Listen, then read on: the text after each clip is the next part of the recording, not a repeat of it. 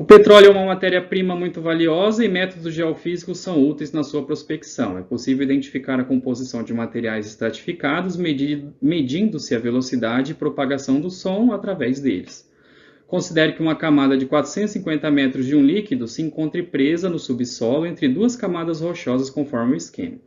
Então a gente tem rocha, líquido, rocha. E aqui, para a gente identificar, né, esse aparelho ele emite pulsos, ondas sonoras, tipo um sonar, que ele vai interagir aqui com o líquido e com a rocha, ele pode ser refletido e tal, e a gente consegue fazer medidas a partir disso.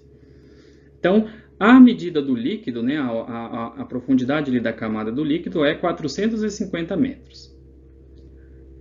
Um pulso acústico, que é uma vibração mecânica, é emitido a partir da superfície do solo, onde são posteriormente recebidas duas vibrações refletidas. A primeira corresponde à reflexão do pulso na interface superior do líquido, com a camada rochosa, então ele vem até aqui, bem nessa primeira interface e volta. E o segundo na interface inferior, então ele vem até aqui no final do líquido e reflete e volta. O tempo entre a emissão do pulso e a chegada do primeiro, né, é meio segundo. Então emitiu, bateu e voltou, demorou 0,5. E o segundo, bateu, chegou no final do líquido e voltou, demorou 1,1. Então a gente tem 0,6 segundos, né, de diferença aí entre os dois. Então, vamos imaginar assim, ó, vamos tirar dados disso. Na ida, eu tenho essa setinha vermelha, né, ela responde o comprimento do vermelho. Então, essa é a parte do pulso, né, que passa pela rocha e vai até o final do líquido, é a segunda situação. E a gente tem uma primeira situação em que ele bate ali na primeira interface, né, do líquido. Então, o vermelho é maior que o azul, então a diferença, né, entre os dois comprimentos aqui da ida é certinho 450 metros. Né? Se eu pegar esse vermelho menos esse azul, dá certinho a diferença ali para o líquido que mede 450. Então, eu representei com uma setinha roxa. Se a gente pensar a volta, a mesma coisa. Ó. A volta ele vai andar esses 450 mais o tanto de rocha.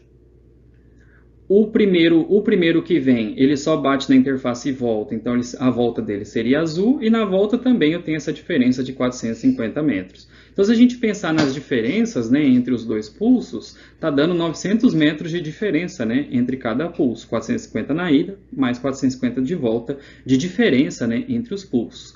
Como a gente está interessado na velocidade do som na camada líquida, né, a velocidade do som na camada líquida é só esse daqui, então eu sei que o comprimento daqui é 900, a gente quer a velocidade, então a gente precisa determinar o tempo ainda, né? Então, pela equação de movimento, né, que a gente conhece, S igual a S0 mais VT, e aí, quem é o comprimento 450? É essa setinha vermelha menos a azul, né, que vai dar a setinha roxa. E esse tamanho é 2 vezes esse 450. E quem que é os tempos? Também é o tempo para o vermelho menos o tempo do azul. Então, é o vermelho da onda que foi até mais longe, menos da onda que foi mais curto. Né? A onda que fica no final do líquido, menos a onda que foi até o começo do líquido. Então, o que a gente sabe? Essa diferença de espaços dá 900, e essa diferença de tempos, conforme o enunciado falou, né? O primeiro foi meio segundo depois e o outro 1,1, a gente tem essa diferença de tempo que corresponde só ao que percorreu ali dentro do líquido. Então, a velocidade do líquido, se eu fizer esse 900 dividido por 0,6, né, que é a diferença do 1,1 e do 0,5, vai dar 1.500 metros por segundo, letra D.